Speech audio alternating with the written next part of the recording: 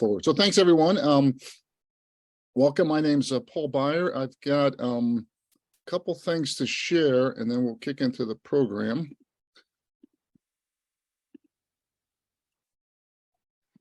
So this is for the folks who are new. This is kind of Chat GPT learning group. I call it a jam session learning group. It's kind of, if for the folks who don't know, evolved out of a couple Zoom meetings back in late January or early February, and it's kind of taken its life a life of its own. It's really been a fabulous learning, and I appreciate all the people coming back and contributing. We really are trying to build a community around this unbelievable technology and trends that are going on. Shared learning group, we really focused on practical business cases, AI safety and ethics, and what's going on in schools, and a whole bunch of others are really important. But we're really focused here on, how can we use this for practical business case? For folks who join for the first time, I continue to find the discussion we have in these groups very different than some of the clickbait. The sky's falling, we're all going to die from robots discussion in the media. We'll do a little poll here, but we find it about 50 to 60% technical on the rest business. We really do try to focus our centerpiece on this. This is the US one. I also run one on Wednesday morning, which is 4:30 in India, 11 in London. And that's been a smaller group, 12 to 15 to 20. But we get folks from India, Thailand, Saudi Arabia, and it's Armenia. It's really fascinating to hear how they're using it and how this is a global phenomenon. We use some of the folks who haven't seen it, some of the case studies here. We put in little mini case studies that are available on YouTube. If you haven't seen those, send me a message. We'll make sure you've done it. We've done way more than 4, probably, I don't know how many, 6, 8, 10 workshops for different management teams. It's really been interesting seeing how teams and organizations are fighting up the learning curve, trying to figure out if this is a flash in the pan or not. Based on a lot of feedback, we launched our first paid course last week, Chat GPT for Job Search. It's a 3 sessions, 1 hour each, and really got some good feedback. Last week was 20, we capped it there, that's sold out, and we're starting another cohort this Friday. So if you're interested in that, let me know. It is a fabulous tool for people going through that job search. And I'm feeling stronger, I'm feeling better and better saying that really is a tool that increase your productivity by 10% and your creativity by 10%. And starting to have some fun and doing steak dinners with people who don't believe believe that's true. We continue to find what's the different ways to do one-on-one basics. We get a lot of questions on that. We're trying LinkedIn events this week, which I've never used before, but really seemed like a great tool. We did one today, we're going one on Wednesday. You just go to, email me or message me if you want to, but it looks like you just go in. I think the challenge there is it's more broadcast, so you can do messaging, but you can't have voice back and forth. And a lot of connecting people. So hopefully, well, as this goes, for people who are new, more conversation on chat and one-on-ones. Here's these killer use cases. You haven't seen them for folks who are working with colleagues or your boss or your manager who are skeptical. I'd encourage you to go in and look at 2 or 3 of these. Everyone seems to have 2 or 3 favorites. I really like Marcus's in particular. It's great. Renee up in the top left, she was paying $100 a blog article, and that's all done now with GPT. She's done over 400 of them. This was an unbelievable conference last Thursday. I still need to get my summary out. It was super, super hard to get tickets. Is anybody on here that went? Did I see Mercedes? Or Yeah, I did. This is Ricky. Oh, hi, Ricky. Do you want to share? Hey. Share a little bit about the conference. Oh, it was incredible. I think so. The meeting started with the finance, fintech, and it go over like Lex Friedman and Wolfram was amazing. Like their interview was very nice, and I like the chat with Sam Altman as well. And to be honest, my favorite part was Vinod Khoshla's interview with Warner. It was very, very useful. Yeah. So overall event was amazing. I went to the reception, the end of the reception as well, and I saw incredible, like there was a lot of connection. It was a great meeting, like networking event, I would say. Yeah. That's great. Yeah. I see Bill on. Bill, you want to share what you learned or things you met? Paul, thank you. And you were one of the people that I met there in person. I was really impressed by the 10, 15-second pitches. There were, and I would love to follow up with some of those people. And I think that makes the point that any of us can be contributors in the future. Yeah, and I think so, Bill, I met you while we were going towards the, yes. Great. Anybody else who attended want to share? I attended. Yeah. Hi, I attended Wednesday and Thursday, and it was really fabulous. There was a lot of speakers. I enjoyed the financial speakers, how they were using AI in finance, in also insurance, in so many things, also efficiency and decision making in using AI. So it was just fabulous. And I think the organization was great. Everything was perfect. So so thank you, everyone. So it was obviously a lot of good stuff there. I got to write out my notes and send it out. And I believe John Werner, who organized it, actually, they took tons of video, and I think they're working to get all those videos out. So we'll let you know when that happens, and certainly alert you to key ones. But there's some really, let me wait and takeaways. Lots of interesting things here. But in terms of time, let me see what else I'm supposed to be sharing that I haven't. So that was a conference. Oh yeah, we're doing this little experiment, AI Woodstock. For people who don't know, maybe 3 or 4 weeks ago, someone started, the CEO of the Hugging Bears had a tweet, said, hey, I'm gonna be in San Francisco, does anybody want to meet up? And that went from an ad hoc thing to, I think, 3 or 4 venue changes to a 5,000 person networking event. A bunch of us here. Let's go, Melbourne. What's that? Let's go, Melbourne. I see you put Melbourne on there. I did. Hasn't happened yet, but I know you're talking to Posty. Posty, yeah, I got a call with him later today. So we got Melbourne's in planning. We have a second one in Boston on the May 10th. New York City is locked. That's July or June 7th. And other planning for Cincinnati and London. So if you're interested in that, let us know. It's low key. It's no cost to attend. We want no cost to put it on. Just meet in a place and socialize and really put some enthusiasm on here. Well, let's do Colombia. I reached out. Colombia, Valeriano here. Oh yes, thank you, thank you. Well, Colombia would be great too. I think even there's a few queries from India as well. So it's just fabulous to see this coming. Awesome, thank you. Thank you. The newsletter we started on a whim a couple months ago continues to grow. We just crossed 1,000 users, which seems incredible, and we're getting some fantastic feedback. CEOs, Sid's a director of engineering at Microsoft. Joe's a professor at Harvard. So really fabulous seeing that we're actually finding a need out there where we can add and contribute to this knowledge that's moving so fast out there. Let's do a short poll, and I took Bob's suggestions and modified a little bit. Let's see if I can do this correctly now. So I'm launching. Are you guys seeing the poll? Yep, Paul, I got it up on my screen now.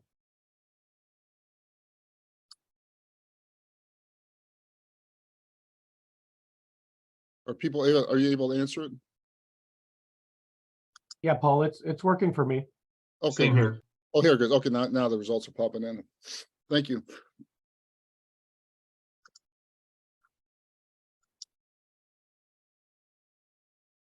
That's great. So we have Melbourne, Colombia, all different parts of the United States here. But I have some fun, put us your state and country if you want into the chat. It'd be fun to see everyone.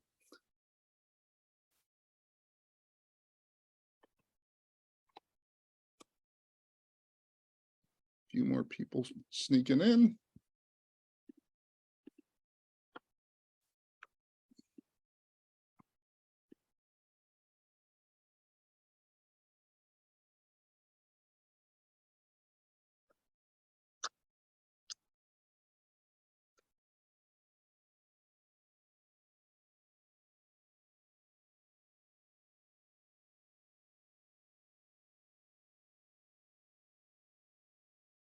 Okay, we've got 73 folks. Looks like 54 have answered.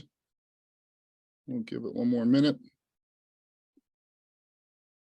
Let's go ahead and end the poll here. How can I see the results?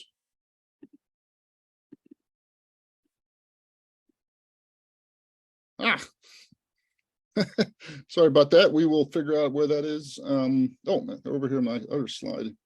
So results here. So on the first one, how many hours a week do you use ChatGPT? Of the audience here, we have 15% here to learn, no hours. We have 30% who are a daily user. And we have 30% who are power users. So fabulous to see that. Second question is, what closely matches your technical skills? We've been asking before, technical business here. 35% are basic Word and Excel, 20% are SQL queries, 7% Python, 20% proficient in deploying code, and 10% AI models. How many times have you attended a chat? 52%, this is your first time. Welcome, that's fabulous. We have 22% have been here 4 to 6 times, and 3 of you guys have been here 7+ times. So welcome back. Have you asked ChatGPT to tell you a joke and make you laugh? 30% have said yes. I encourage everyone to do that. It's really stunning what it will do, particularly if you ask it a joke. Tell me a joke about bananas or something silly like that. It will do it in general a pretty good job. So thanks, everyone. That was a slow ramp to get going here, but we are now in the program here.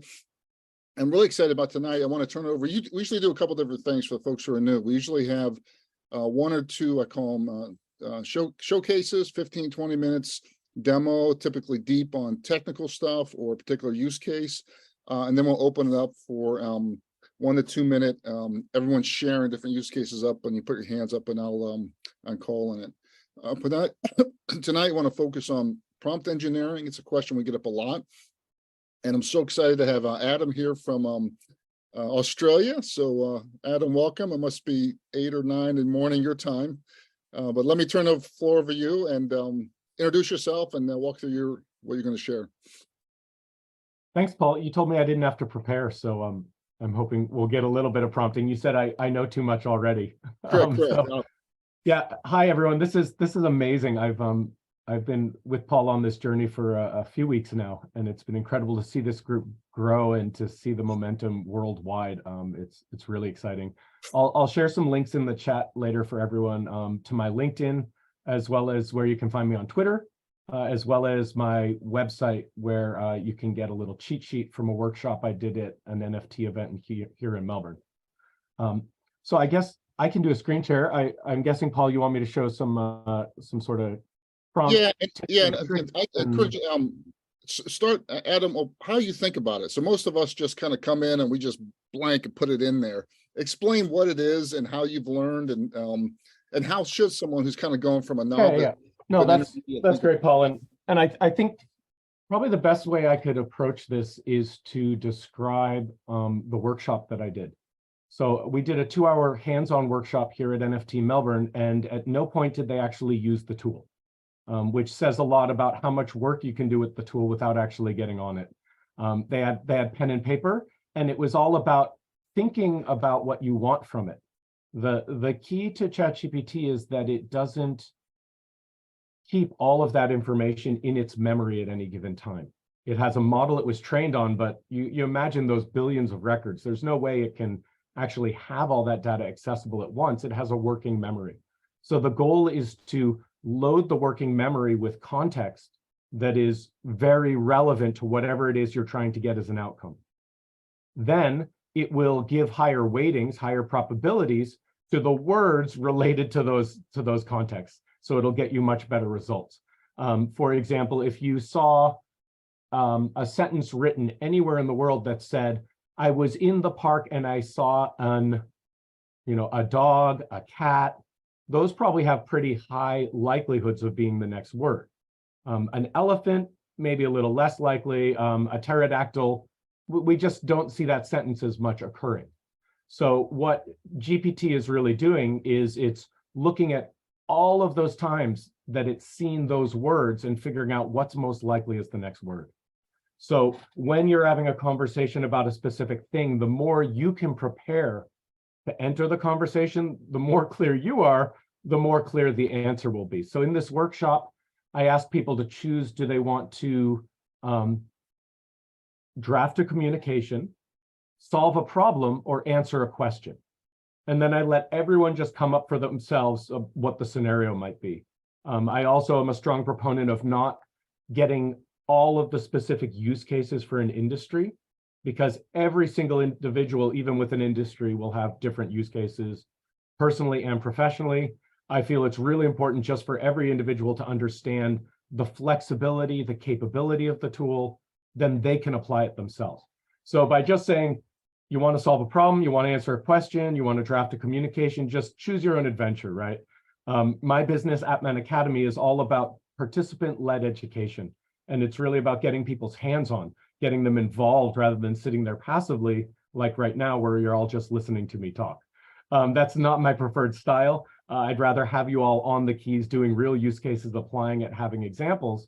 So let's see, does someone want to throw their hand up? Has anyone thought of a problem they want to solve, a question they might want to answer, or a communication they could want to draft?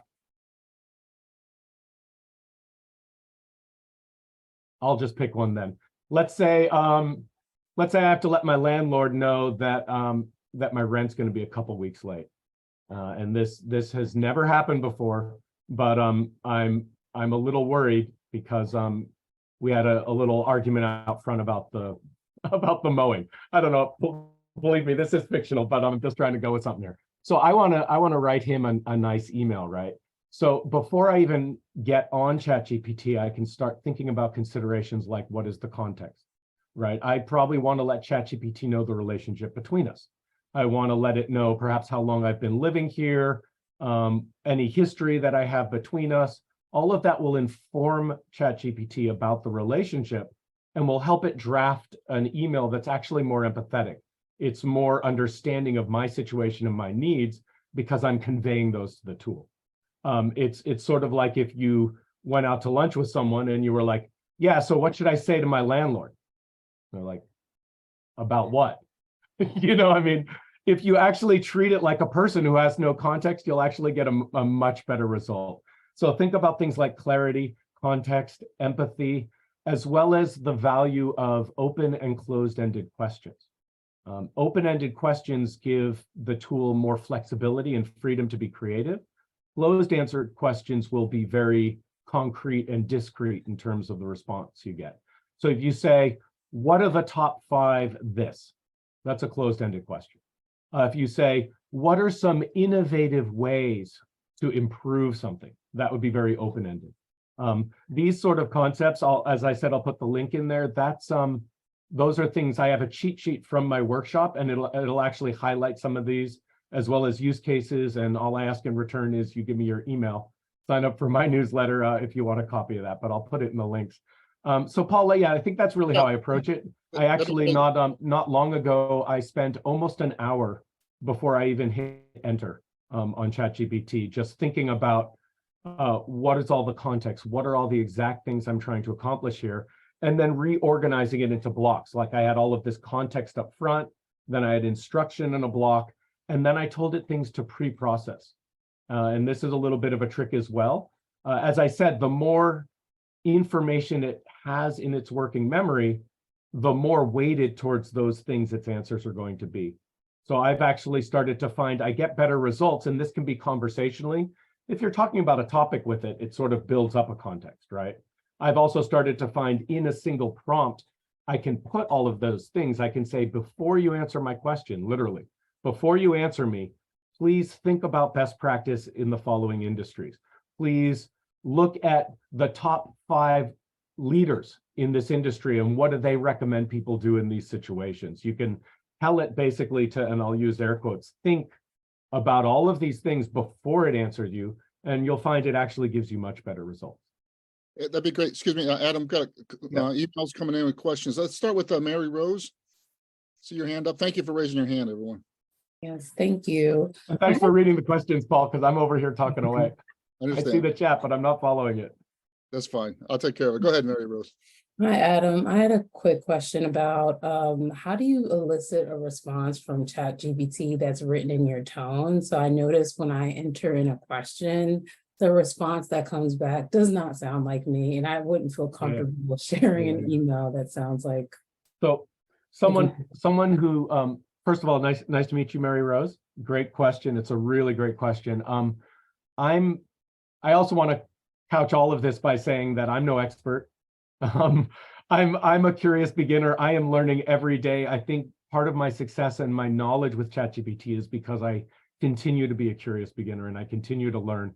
One thing I have heard about is there's what they call, I think, single shot prompts and training. I see some people over there, Matt and others, nodding. And basically there's, and I don't remember the technical term, but you can say, here are examples of my writing. And you can actually, I call it fine tuning the model, where you just give it a little more detail, a little more context. You can say, here's a casual email from me. Here's a professional email from me. Here's an email from me to my partner. Here's an email to my friend. And it will start to interpret those for that one conversation and understand your tone. So you can actually train it up on what you sound like by giving it a few of your messages. And to be real clear, Adam, just to keep it simple for him, when you're saying training up, you're talking about putting it all in one prompt, you know? No, Paul, no, Oh. it doesn't have to be. It's the key, and maybe I'll share my screen now. Maybe you can because share, yeah. This is more, maybe you have that, there we go. Maybe you have it turned off, Paul. So quick to blame. Yeah. Let We can me see it. know when you can see my screen.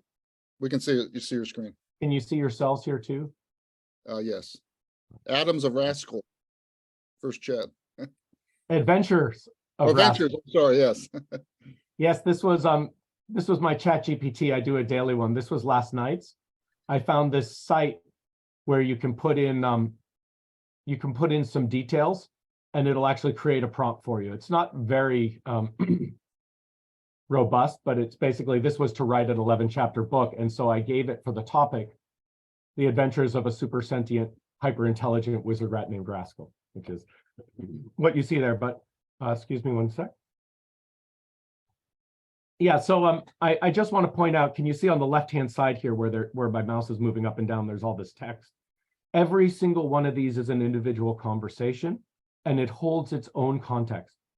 So for example, here, Hydralink, this is a franchise that a Frisbee friend of mine owns.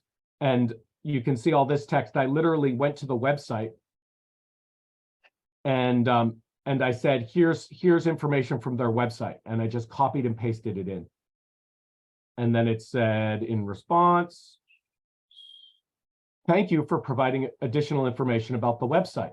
So just by sharing that information with a copy paste into this chat or this conversation, it now sees, they serve a variety of industries. They have a 24/7 mobile service.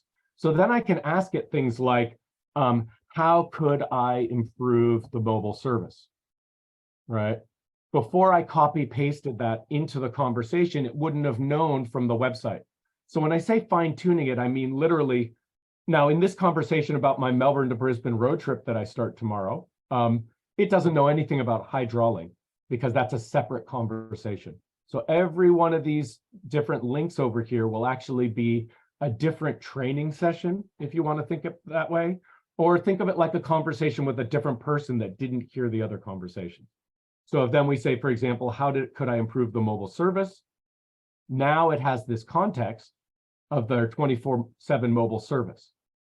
So it could say, well, let's see, you could have a rapid response times, etc. You also might note that it's typing fairly slowly. That's a function of GPT-4, which is the deeper training model. I'll just show that real quick as well, Paul. When I start a new chat, because I have the Plus, which is the paid subscription, I can actually switch my model from 3.5. You see, 3.5 is very fast, has medium level reasoning, and is not so concise. Whereas GPT-4 is very strong on reasoning, but slow. And I actually have examples here from a recent thing, for example, That's good. where So I have Adam- 3.5 and 4.0. That's where I was showing different response times and that sort of thing. Excuse me, Paul, are Adam. there more questions? I want to be sensitive of time as Yeah, well. there's a lot of questions. I'll go back to Mary Rose. Mary Rose, does that help you a little bit on the style? Yes, that was extremely helpful. Thank you Yeah. so much for calling, Adam. Great. I've you're also welcome. I've also seen, at least for myself, sometimes I'll take a piece of writing and say rewrite it in the style of Wall Street Journal or Business Week or something. I know people do that for authors as well. Any other tips on style that people want to share? Or? Well, I'll show here, Paul. This is an interesting about how concise they are. So you can see this is with 3.5, right? And I said I want to talk about the history and creation of wristwatches.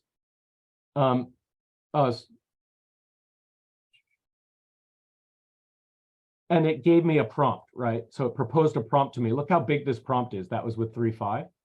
Using the exact same text when I went to 4.0. Here's what it proposed. A much more concise prompt.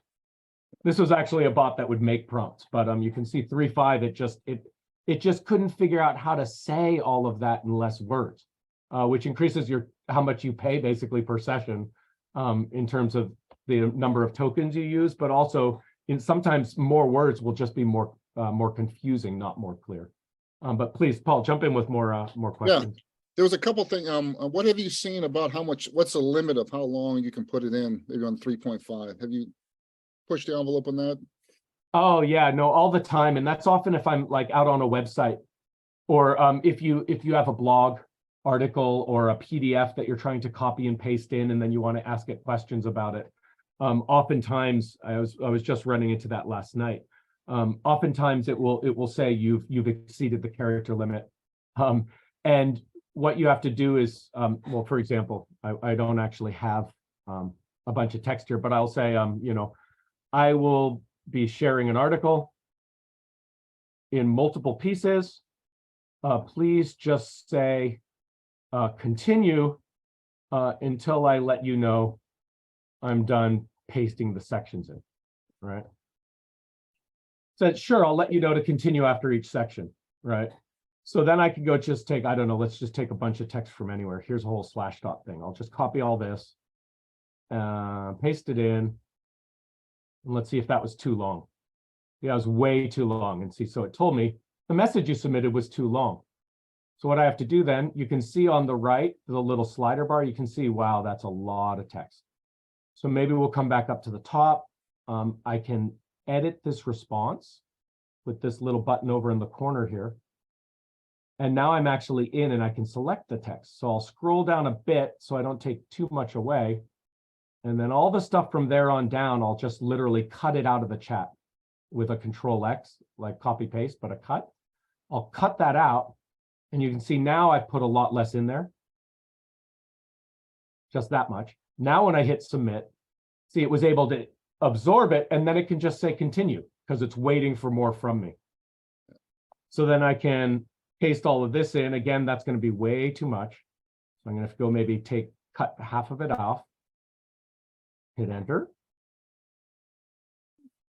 And see, now it said, is there anything I can assist you with today? Like all of a sudden it's forgotten what's happened. It's because it only has a certain size for its working memory, and we just filled it up with all of this text. So it's already forgotten that I told it to just say continue. This is one of the limitations. I believe 4.0 actually has more tokens than 3.5. But what I found I have to do is literally every time when I paste in my text, I have to give it this instruction again. Otherwise it will forget.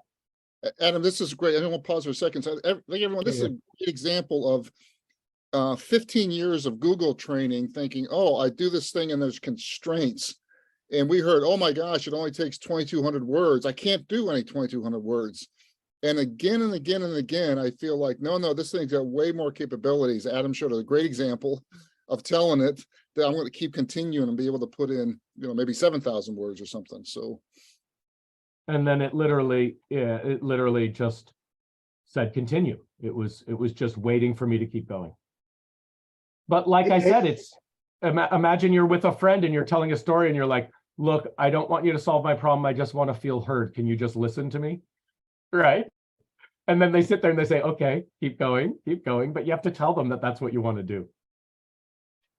Hey, Adam, just a Yeah, Bob. comment on the size.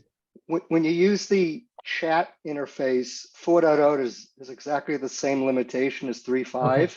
Yeah. So you actually have to go through the API in order to get access to their, I think it's 16K and 32K or 8K and 16K token models. Yeah, there's also OpenAI through their website has a playground, right? Which is a place where you can basically use GPT, but then get under the hood a little more. A good one to play with if you get to this URL is the temperature, which, as you can say, controls the randomness, or as we like to say, it's the creativity. So if you move the temperature down to like a 0.2, it will actually get very wild and imaginative. Whereas up at a 1, it's basically going to give you the most discrete answer it can. And one of the things I discovered is in here, although it doesn't say it, and this is a little piece of alpha for all of you, it doesn't have the 32K limit option here, but you can actually, I can't see the top of my screen because of my bar, this US. You can actually just go to, this is my way, let's see. See what I've just done here? I just modified the URL. We just discovered this yesterday and said model equals GPT-4 32K. And now it's going to give me a 32,000 character limit. Look over here now, the model has changed and it's showing something that actually wasn't even an option on the menu. For advanced users who might still be with me, we just discovered this yesterday. That's a good little bug.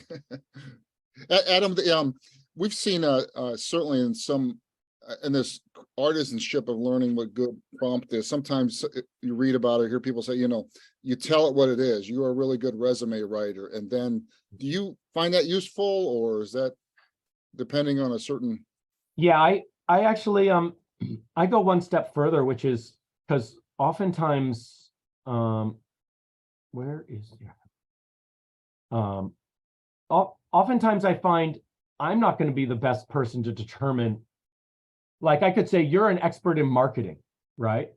But I actually wanted to consider sales and business development as well, right? So in some ways I try not to limit it. That's sort of like along the same ideas as open and closed-ended questions. By saying you're an expert in marketing, you're putting it in a box.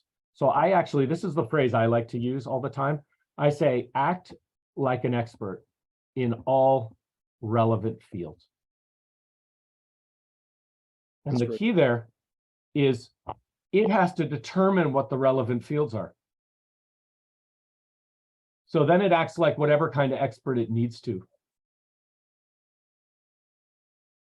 Adam, I know some of the things I've done, and I'm curious what your thing is. I find it good at times for doing pros and cons of something. Should I, in the United States, there's a big decarbonization of it, and they really push to get the gas stoves pushed to electric stoves. So what are the pros and cons of switching to an electric stove in New England?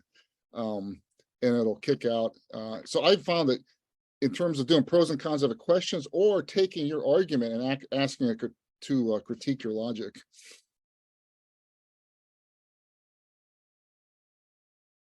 So I literally, as you said there, right? Give me a table of the pros and cons of gas versus electric and making the switch.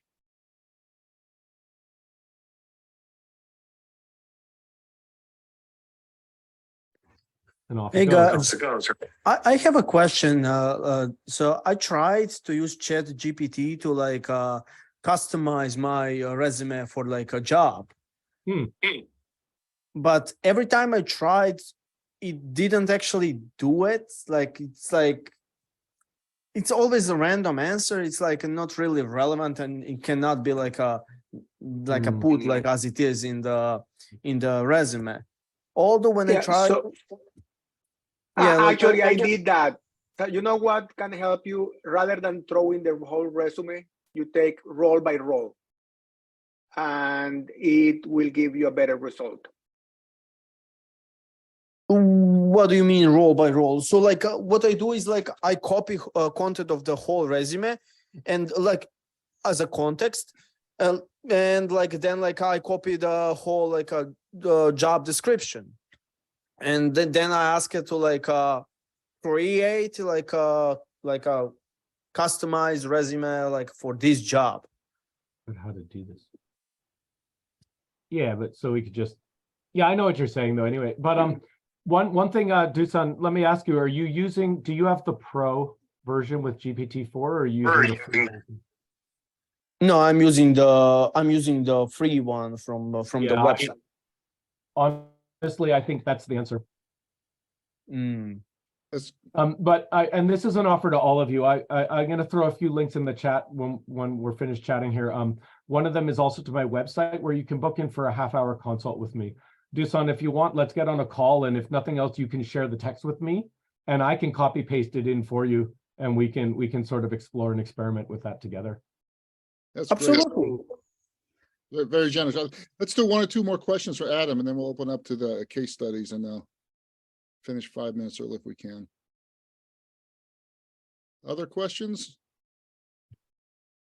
And Paul Mimo, I will show you. So here's from my website. You can sign up right here, put in your email, and that will get you this cheat sheet, which has a bunch of links. It will give you some use cases and some examples, as well as, you know, all of the best industry thought leaders in the space. Thanks for the shout out. And some other tools. Yeah. And then here's where I was talking about for the breakout exercise and thinking about open and closed-ended questions and those sorts of things. That's great. So ask what do they need to do to get that? They send you a link or email? I'm going to send the link to my website, and they can just put in their email and they'll Great. get that. Super. Thank you. Are there other questions? Mike Melville, you have a hand up. Thank you for raising your hand. Go Hey, ahead, Mike. Where will the link to your website be? I'd love to be part of that. I'm gonna put my website as well as my LinkedIn for anyone who wants to connect there. Yep. And I think the last thing I just did want to mention is on Twitter. And I'll put this link in there as well, but if you search for 100 days of ChatGPT as a hashtag, you can see it here. I've been tweeting for 80 days straight. And so if you go look for that hashtag on Twitter, you'll be able to go back through and see all of my storytelling and recounting all of the explorations I've had over the last 80 days. But where will I see your information? He's gonna put it in the I'm chat. going to put it all in the chat for this session in just a minute. Okay. Here. Wait 5 minutes. We'll put it in the chat. Yeah. So Adam, I'd love to. That's how I found Adam on Twitter through 100 days. I'm curious. Share what that's 80 days in a row is a lot playing with this tool. How has your progression gone? And have you loved it more, hated it? Do you get bored with it? Do you get? Oh man, no. I mean, I love the tool more and more, and I continue to understand new things to do with it and new levels, I guess, to basically build my prompts. In hindsight, though, I probably would have done 100 days of AI because I don't talk about plugins. I don't talk about GPT as a model. I said 100 days of ChatGPT, so it's just my interactions with that one interface.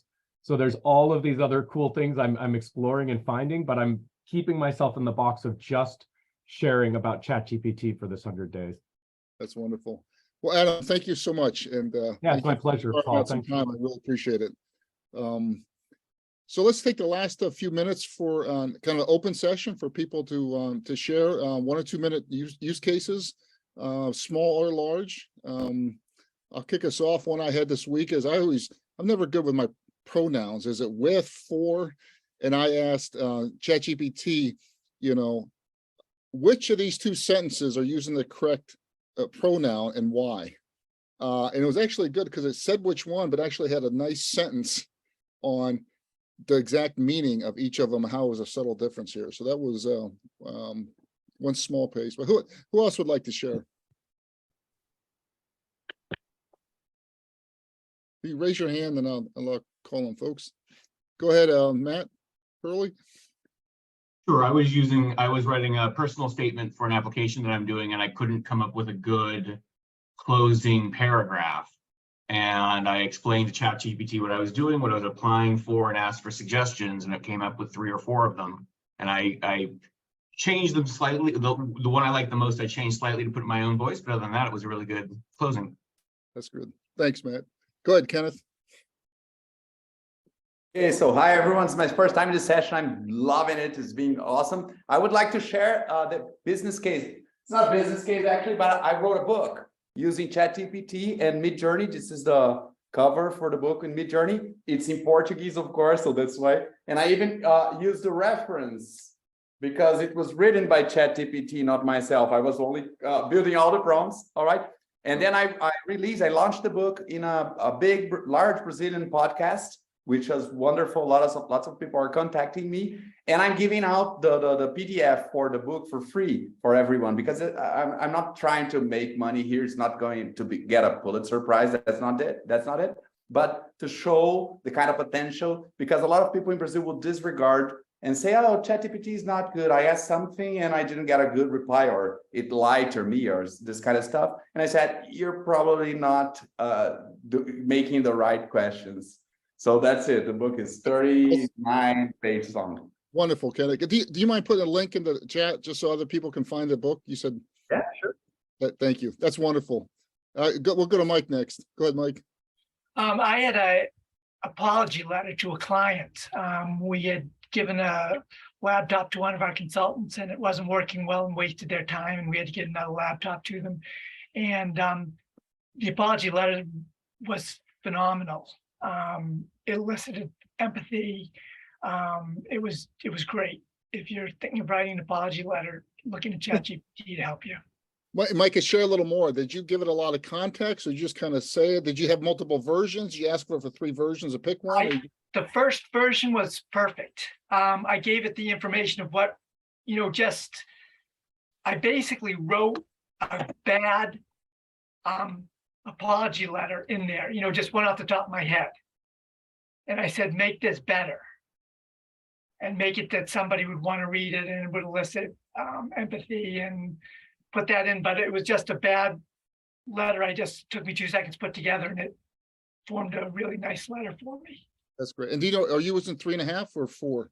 I use 4. Okay, that's great. Thank you. Thank you, Mike. Valerie, I'm really hacking your name. That's a hard one, right? Valeriano. Thank you. Thank you. So I'm using 3.5, the free version, and I'm using every morning for my spiritual growth, which I thought was kind of cool because I actually put in verses, and I ask it to write back as like a spiritual coach, break it down, and how can I apply it to my daily life. And it's, it's blowing me away. It's very cool. That's wonderful. Thank you. Thank you for sharing. Maybe one last one here before we wrap up. Go ahead, Karishma. Hi there. My name is Karishma. I'm here in the Fremont area of California. So I had some guests coming over for dinner, and I was a bit confused about what to make. So I asked ChatGPT. I said I have 4 ingredients, and I'm looking to make a Mexican Indian fusion menu. And ChatGPT gave me an elaborate 3-course meal with the recipes on how I can use the ingredients I had. And the meal was pretty fabulous, like my guest told me it was. So that's all. Thank you. Thank you. Thank you.